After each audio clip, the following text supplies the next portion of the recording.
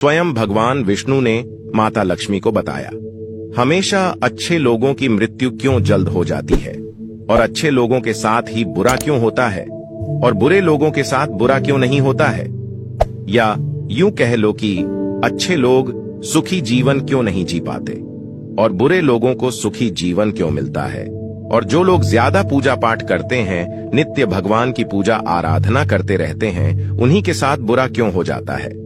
दोस्तों, एक बार की बात है, भगवान श्री हरि विष्णु आकाश लोक पर विश्राम कर रहे थे। तभी वहां पर माता लक्ष्मी पृथ्वी लोक का भ्रमण करके पहुंच जाती है। माता लक्ष्मी को देखकर भगवान श्री हरि विष्णु कहते हैं, आइए प्रीतम, आपका स्वागत है, आप कहां का भ्रमण कर रही थी। तब माता लक्ष्मी कहती है, हे स्वामी, मैं अभी अभी पृथ्वी लोक का भ्रमण करके आ रही हूं। मैंने पृथ्वी लोक पर देखा कि अच्छे लोगों के साथ ही बुरा क्यों होता है और बुरे लोगों के साथ बुरा क्यों नहीं होता है, और अच्छे लोगों की मृत्यु क्यों जल्द हो जाती है, तथा जो लोग ज्यादा पूजा पाठ करते हैं, नित्य भगवान की पूजा आराधना करते रहते हैं, उन्हीं के साथ बुरा क्यों हो जाता है। हे प्रभु, यह सब प्रश्न हमारे मन में चल रहे हैं, अतः हमारे मन को शांत करने के लिए हमें इन प्रश्नों से अवगत कराए। तब भगवान श्री हरि विष्णु माता लक्ष्मी से कहते हैं, हे प्रीतम, आज आपने बहुत उत्तम प्रश्न किया है।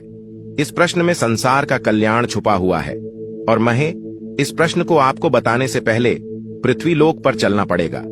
तब माता लक्ष्मी कहती हैं, हे प्रभु, चलिए और अति शीघ्र चलिए। मेरे मन में इन सभी प्रश्नों के उत्तर जानने की उत्सुकता बढ़ रही है। तब दोस्तों, आकाश लोक से भगवान विष्णु और माता लक्ष्मी पृथ्वी लोक पर आते हैं, जहां पर एक बहुत सुंदर सा गार्डन होता है। उस गार्डन में तरह तरह के सुगंधित फूल और तरह तरह के फलों के पौधे लगे होते हैं, और उसी गार्डन में जाकर भगवान विष्णु और माता लक्ष्मी विश्राम करने लगते हैं। तभी भगवान विष्णु कहते हैं, हे प्रीतम, अब हम आपको आपके सभी प्रश्नों के उत्तर एक कथा के माध्यम से देते हैं, जिसको सुनने के बाद आपके आपको सभी प्रश्नों के उत्तर मिल जाएंगे। और भगवान विष्णु कहते हैं, जो मनुष्य इस कथा को मन और ध्यान लगाकर सुनता है, इसे मोक्ष की प्राप्ति होती है।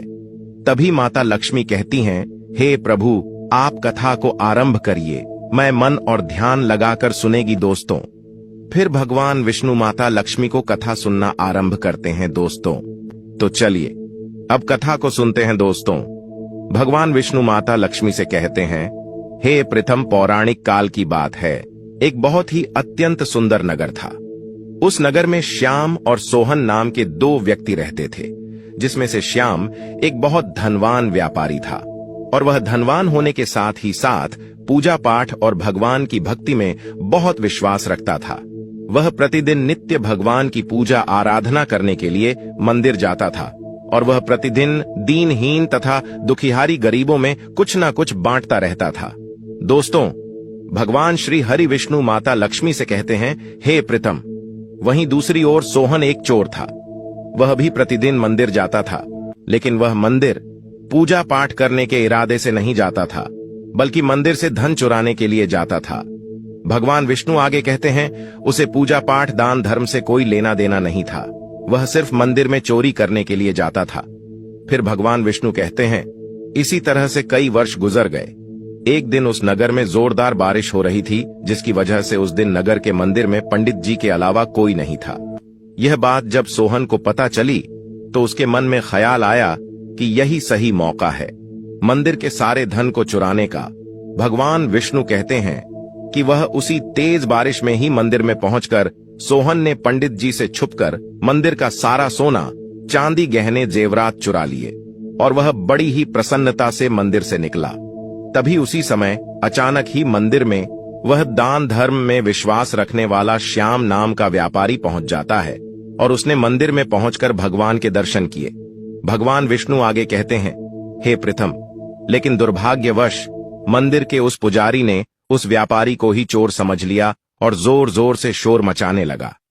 पुजारी के जोर जोर से शोर मचाने की वजह से मंदिर के पास लोगों की भीड़ जमा हो गई, और सभी पुजारी की बातों में आकर श्याम नाम के व्यापारी को चोर समझने लगे और उसे अपशब्द कहकर अपमानित करने लगे।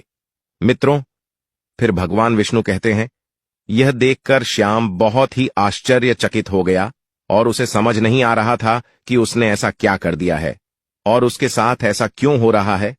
भगवान विष्णु माता